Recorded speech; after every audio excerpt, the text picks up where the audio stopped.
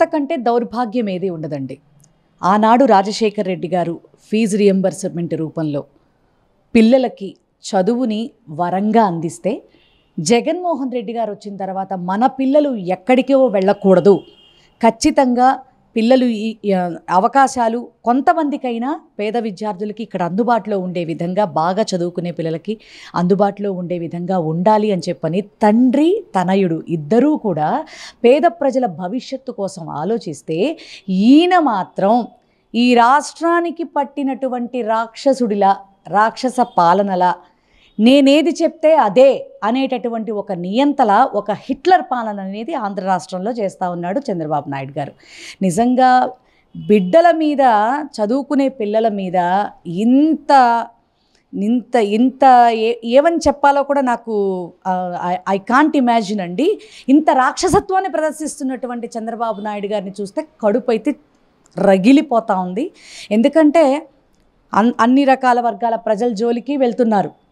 ఉద్యోగస్తులు అయిపోయారు, రైతులు అయిపోయారు, ఇక పిల్లల చదువుల దగ్గరకు వచ్చేసింది. చదువులు కూడా వచ్చేటప్పటికి మెడికల్ కాలేజీలకి మనం మొన్న కూడా చూసాం. మనం కొంతమంది పిల్లలు ఎక్కడి నుంచో చదువుకొని వచ్చి ఒక సంవత్సరం ఇంటర్న్షిప్ చేసిన తర్వాత మాకు రిజిస్ట్రేషన్ చేసి పెట్టండి అని ఈ గవర్నమెంట్ని అడుగుతూ రోడ్ల మీదకి వచ్చి ధర్నాలు చేస్తే, వాళ్ళని పట్టుకుని ఎన్నెన్ని అసలు రోడ్ల మీద వాళ్ళ చొక్కాలు పట్టుకుని ఈడ్ చేయటమే కాకుండా ఆడపిల్ల మగపిల్లాడు అని లేకుండా ఎంత దారుణంగా ప్రవర్తించారో దాన్ని వైఎస్ఆర్సీపీ ఎట్లా ఎదుర్కొందో కూడా ఈ రాష్ట్ర ప్రజలందరూ కూడా చూశారు.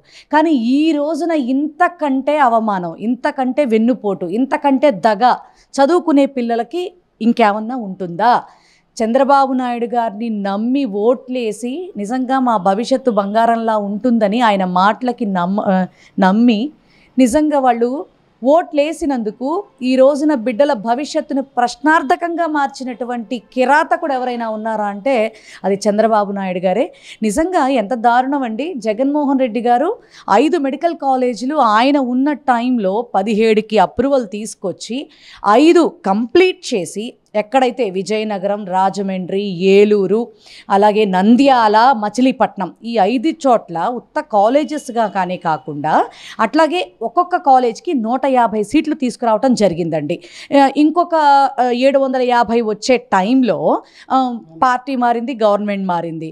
ఆ తర్వాత పోనీ వీళ్ళైనా ఈ 15 నెలల కాలంలో బిడ్డలకు ఏదన్నా చేస్తారా అనుకుంటే, పులివెందులకి కేటాయించబడినటువంటి 50 సీట్లు వద్దని రిటర్న్ చేశారు. అట్లాగే 25, 26 గాను వచ్చినటువంటి 700 సీట్లు వద్దని లేఖ రాసేశారు. ఇప్పుడు చూస్తేనేమో ఆయన కట్టినటువంటి భవనాలు కనుక డెవలప్ చేసి పేద బిడ్డలకు అందిస్తే అది జగన్మోహన్ రెడ్డి గారికి ఎక్కడ క్రెడిట్ దక్కుతుందోనని చెప్పని ఇప్పుడు వీటన్నిటినీ కూడా పీపీపీ చేసేసిందే కాకుండా ప్రభుత్వం నడపలేదు, ప్రభుత్వం రాజధాని కట్టలేదు, ప్రభుత్వం రైతుల్ని చూడలేదు, ప్రభుత్వం ఇచ్చిన హామీలు అమలు చేయలేదు. మరి దేనికండి నెత్తినేసి కొట్టుకోవటానిక ఈ కూటమి ప్రభుత్వం దేనికుంది? ప్రజలందరూ వీళ్ళకి దేనికోసం ఇచ్చారు అధికారం?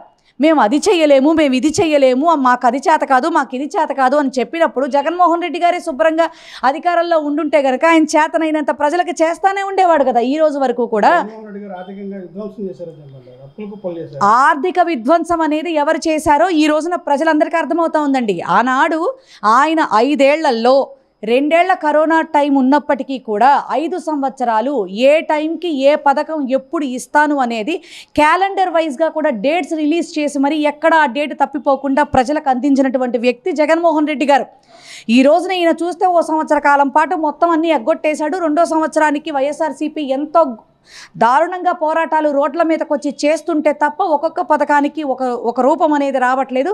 వీళ్ళు ఏ రకంగా మాట్లాడుతున్నారు అనేది కూడా వాళ్ళకి సిగ్గు ఉండడం లేదా, అభిమానం ఉండడం లేదా, మాట్లాడటానికి మనస్సాక్షి ఎలా వస్తుందని చెప్పని ఈ కూటమి ప్రభుత్వాన్ని అయితే నేను అడుగుతా ఉన్నాను. నేను నిజంగా ప్రజలు నమ్మి ఓట్లేసినందుకు రోజుకొక వెన్నుపోటు, రోజుకొక దగా చేస్తూ ఉన్నారు ఈ రాష్ట్ర ప్రజల్ని.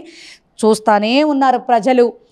వాళ్ళ నెత్తి వాళ్ళు కొట్టుకుంటూ ఒక్కటే మాట చెప్తా ఉన్నారు, చెయ్యండి చెయ్యండి, వినాశకాలే విపరీత బుద్ధి అని. మీరు ఎంత చేస్తారో, మిమ్మల్ని నమ్మి ఓట్లేసినందుకు మమ్మల్ని ఇంత దారుణంగా, మమ్మల్ని మా బిడ్డల భవిష్యత్తుల్ని మీరు ప్రశ్నార్థకం చేస్తున్నారు కాబట్టి వీటన్నిటికీ తగిన మూల్యం ఖచ్చితంగా మీరు చెల్లించుకుంటారు. మేము కూడా ఆ టైం కోసం ఎదురు చూస్తున్నామంటున్నారు ప్రజలు.